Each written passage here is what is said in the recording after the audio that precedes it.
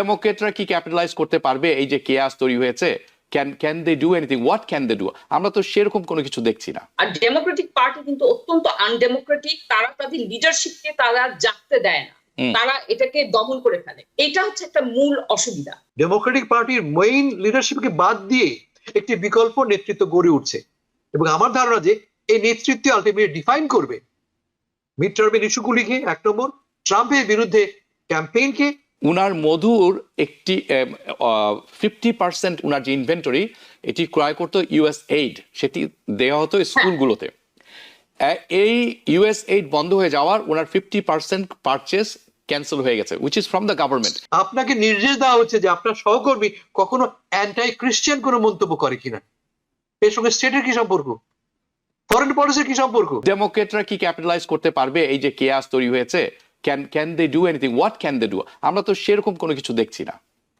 রবি ভাই, আমি একটু আপনার সঙ্গে ডিফার করি। আপনি যেই রকম ভয়াবহ চিত্র তুলে ধরছেন, আমি বিশ্বাস করি না আমেরিকা সেই পর্যায়ে পৌঁছেছে বা পৌঁছবে। I agree with you. I disagree to agree. But এই ভীতিটা আমরা ছড়াবো না। Okay. আমেরিকা এখনো একটা আইন ভিত্তিক একটা রাষ্ট্র, যেখানে এখনো আইনের শাসন চালু আছে। I agree that part. যেমন এক্সাম্পল দেব, না কিন্তু এই ডিপোর্টেশন সব আইন দিয়েই হচ্ছে।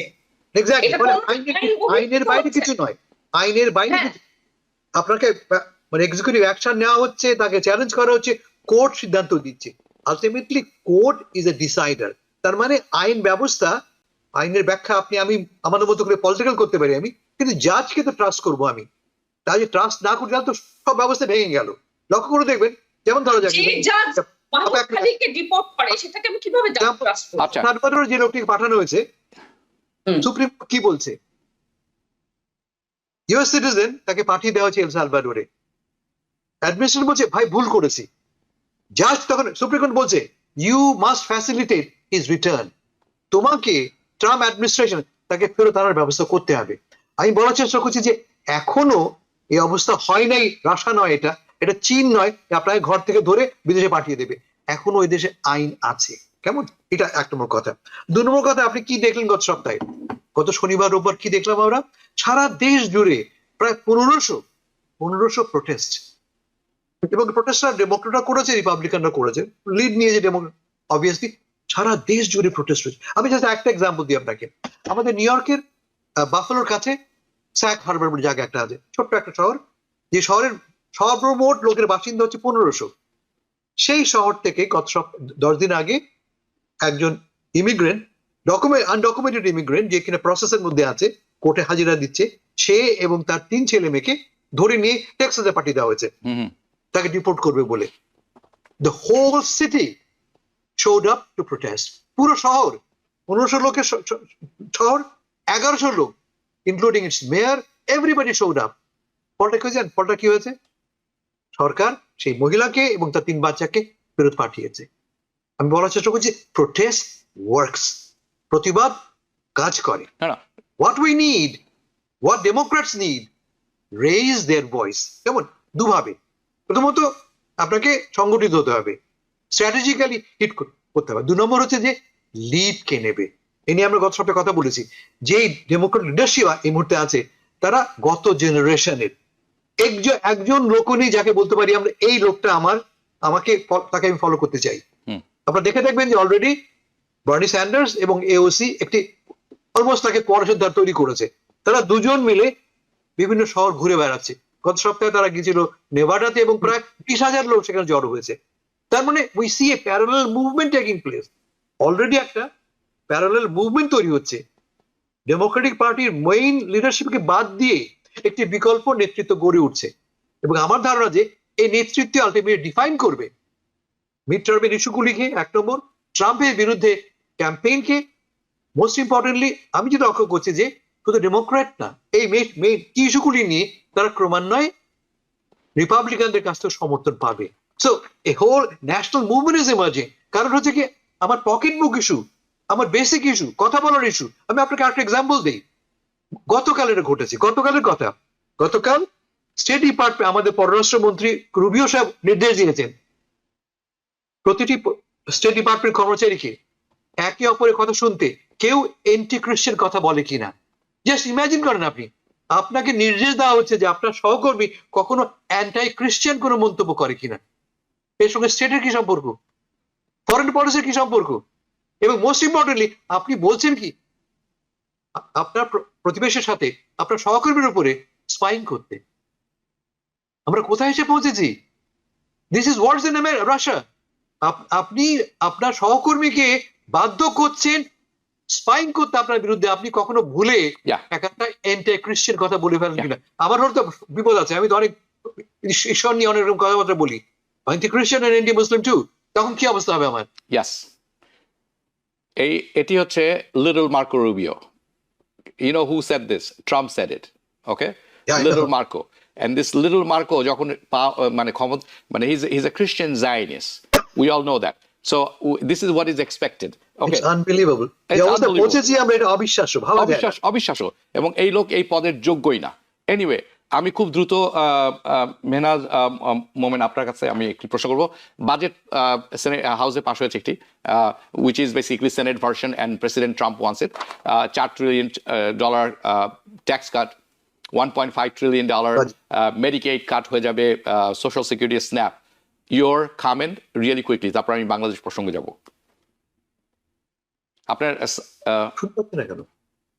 আপনি মিউটে আছেন কি? আপনি মিউট হয়ে গেছেন মেহনাজ মোমেন। না, আমরা ভালো শুনতে পাচ্ছি, আমি ভালো শুনতে পাচ্ছি না, কিন্তু আপনার কথা ভালো শোনা যাচ্ছে না। আচ্ছা এখন হ্যাঁ, এখন শোনা যাচ্ছে। আচ্ছা, বলছি যে চাক সুমার এটা একটা ফিলিবাস্টারের চেষ্টা করতে পারতো, সেগুলো তো কিছুই করছে না। যে ডেমোক্র্যাট থেকে ফর্মাল জায়গা থেকে যে নেতৃত্ব আমরা আশা করি, সেই নেতৃত্ব কিন্তু আসছে না। আর ডেমোক্রেটিক পার্টি কিন্তু অত্যন্ত আনডেমোক্রেটিক। তারা তাদের লিডারশিপকে তারা জাগতে দেয় না, তারা এটাকে দমন করে ফেলে। এটা হচ্ছে একটা মূল অসুবিধা। সেই জন্য এই ন্যাশনাল প্রসেসের প্রতি আমি আস্থা রাখতে পারছি না। কিন্তু এই বাজেটটা কোনোখানে এই বাজেটটা তো অবাক হওয়ার কিছু নাই। এটাই ট্রাম্প প্রমিস করেছিলেন যে উনি যখন নির্বাচিত হবে, উনার যারা ফলোয়ার, যেটা হচ্ছে একদম ইলিট ফলোয়ার, তাদেরকে সেটা উনি প্রতিদান দিবেন। সেটাই উনি করছেন। আর যারা হচ্ছে দরিদ্র মানুষ, যেখানে এসেনশিয়াল সার্ভিস দরকার, সেখান থেকে সব টাকা সরে আসছে। আমি এক্ষুনি পড়ছিলাম NOAA, এরা ন্যাশনাল ওশেনেটিক, মানে মোট কথা ওরা আবহাওয়া পরিদপ্তরের এগুলো দেখে। ওদের সমস্ত ফান্ড আপনার ফ্রিজ করে দেওয়া হবে, কারণ বলা হচ্ছে যে ওদের যে রেজাল্ট গুলো আসে, ওরা যে রিপোর্ট গুলো দেয়, সেগুলো গ্লোবাল ওয়ার্মিং কে সমর্থন করে। এখন আপনি মনে করেন আপনি হারিকেন হবে, এখন আপনি যদি এটা জানতে না পারেন, তা আপনি কিভাবে করে প্রিকশন নেবেন? তো এরকম ধরনের আবহাওয়া অধিদপ্তর এই ধরনের জায়গা থেকেও আপনার ফান্ডিং করা হচ্ছে। এছাড়া মিলস অ্যান্ড উইলস, আপনার গরিব মানুষের টাকা, এগুলো তো আছে।